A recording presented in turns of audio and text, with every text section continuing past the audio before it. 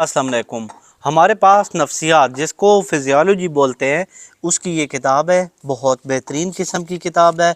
इसको सरकारी गवर्नमेंट की किताब भी कहते हैं और इसके अंदर आपको पता है टेक्स्ट बुक भी बोलते हैं। ठीक है, ओरिजिनल जो गवर्नमेंट की टेक्स्ट बुक होती है वो ये होती है। ठीक है, इसको पढ़ने के बाद आपको ये एक चीज़ का पता होना चाहिए कि जो पेपर बनता है वो इसी टेक्स्ट बुक के अंदर से बनता है। ठीक है, इधर उधर फालतू कहीं से भी पेपर नहीं बनता। तो ये देख लें, इसके अंदर हर चीज़ मौजूद है। एमसीक्यू शॉर्ट और लॉन्ग चैप्टर वाइज हैं। आपको मैं बताता चलूँ कि इसके चैप्टर दिखा देता हूँ।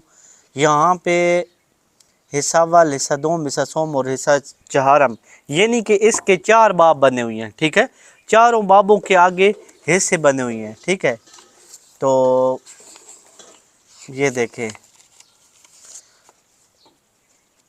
ओरिजिनल किताब ये है। जो पेपर बनता है ना वो इस किताब के अंदर से बनता है, फालतू कहीं किसी भी जगह से पेपर नहीं बनता।